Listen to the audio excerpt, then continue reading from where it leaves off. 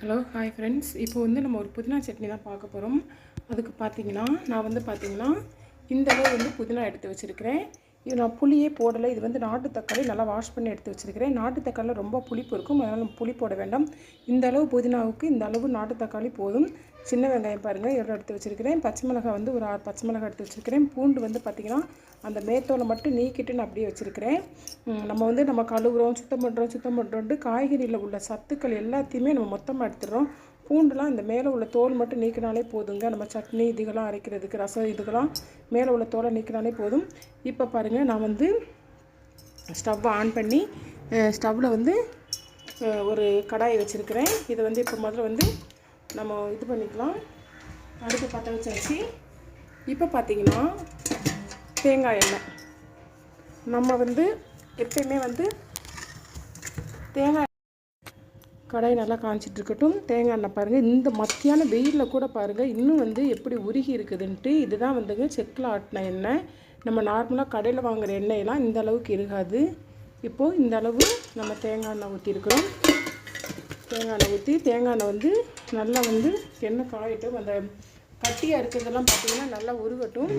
உருகினதுக்கப்புறம் பார்த்திங்கன்னா கொஞ்சம் உளுந்து பருப்பை சேர்த்துக்கலாம். உளுந்து பருப்பு வந்து நல்லா பொரிஞ்சு வரணும், கொஞ்சம் கோல்டன் கலரில் வரணும். அதை தட்டி நம்ம லேசாக வறுத்துக்கலாம். கோல்டன் கலரில் வந்தாலே போதும். அப்புறம் பார்த்திங்கன்னா அதுக்கப்புறம் நம்ம 1 by 1 சேர்த்து நம்ம வறுக்கணும். இப்போ வந்து உளுந்து பருப்பு நல்லா வறுத்துக்கலாம். இப்போ பார்த்திங்கன்னா தேங்காய் எண்ணெய் வந்து கொஞ்சம் ஓரளவு கோல்டன் கலர் வந்துருச்சு. இப்போ வந்து நம்ம தக்காளியை போட்டுக்கலாம். தக்காளி, வெங்காயம் எல்லாத்தையுமே வந்து 1 by 1 போட்டுக்கலாம். நான் பச்சை மிளகாயை ஃபஸ்ட்டு போட்டிருக்கிறேன். அப்புறம் பார்த்திங்கன்னா வெங்காயத்தையும் போட்டுக்கிறேன்.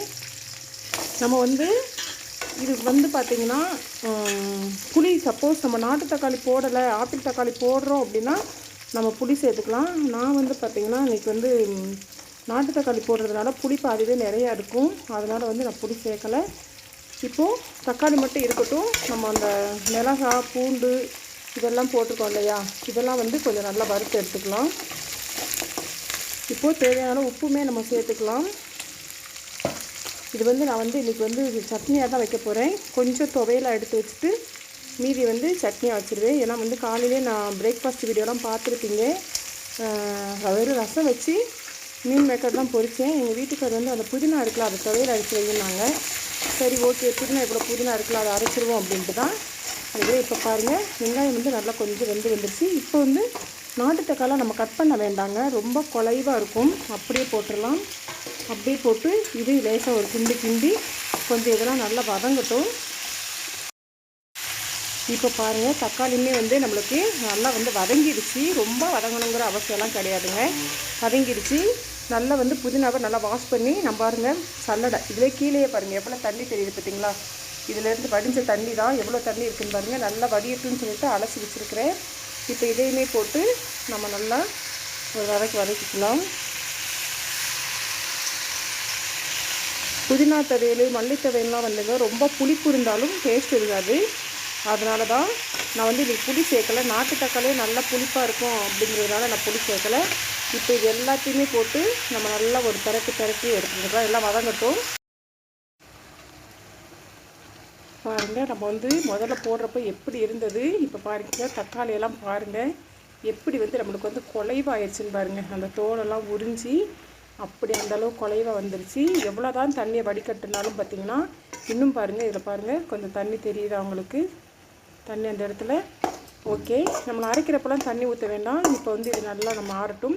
நான் வந்து இஞ்சி சேர்க்கலை, சரிங்களா. நீங்கள் வந்து இஞ்சி ஃப்ரெஷ்ஷாக இஞ்சி வாங்கி வச்சிங்க, அது காஞ்சி போய் சுக்கு மாதிரி ஆயிடுச்சு. சரி ஓகே, சுக்காப்பு போட வச்சுக்கலான்னு சொல்லிட்டு அப்படியே வச்சுட்டேன். இஞ்சி இன்றைக்கி தான் நான் வாங்கணும்.